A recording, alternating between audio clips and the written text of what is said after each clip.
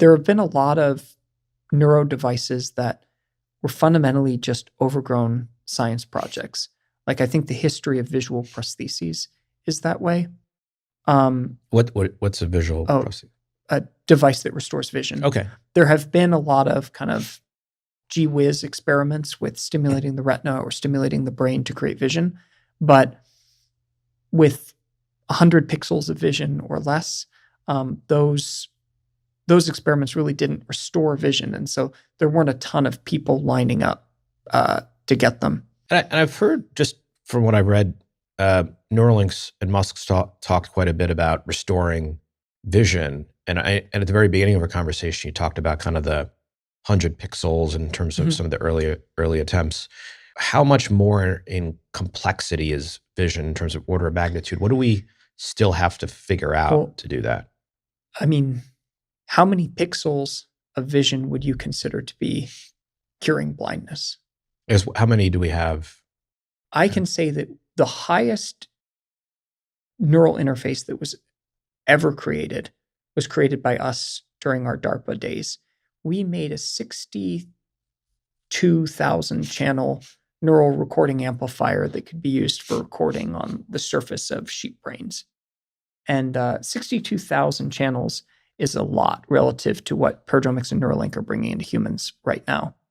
But it's only 256 by 256. And what was the first color computer? Do you remember? No, but I mean, if you watch, you can watch a movie at 256 by 256 and get the general gist of things.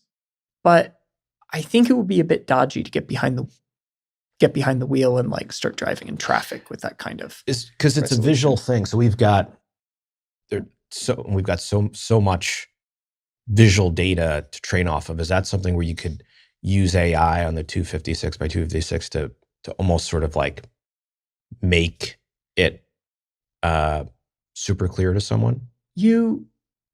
Well, the brain fills in a lot of gaps by itself. In some sense, the brain is doing that, like infilling itself, but still fundamentally, like you're data limited if you're trying to provide vision. And I would say like 256 by 256 per eye is probably the minimal viable product for vision. And from my perspective, it's going to be a while before either Paradromics or Neuralink can deliver at that level. And also, if for stimulating electrodes put even more stress on the material system than recording electrodes. So a thin film probe like they're using right now almost certainly would not be durable for a visual prosthesis, which is constantly delivering current to the brain, like as long as the eyes are open. For that, you would want to use something much more like a Paradromics array, where it's made of solid platinum iridium that can last for a lot longer. And every time you pass current across an electrode-electrolyte interface, you lose a little bit of mass. So if you have a solid platinum iridium electrode, you can probably lose a few microns of material at the tip over the course of several years without affecting the performance. But if you have a thin film deposited by metal deposition in only a few 100 nanometers thick, that will dissolve over time.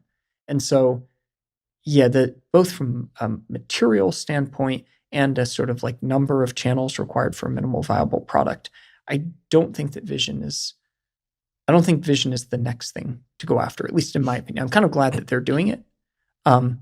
It's great. It's great that we have sort of uncorrelated views about the space, because it means humanity gets a lot of shots on goal. So on the visual side, and the only reason I keep going back to it, just trying to get a sense as to limitations and kind of next stage. So, and also it's kind of an interesting precursor to stimulating or inputting information back on the brain, where it's like a really clear use case that if you solve that, it leads to all kinds of stuff. I think that's part of the reason why it's attractive as a next thing, is because it's seen as an entry point for stimulation for other things.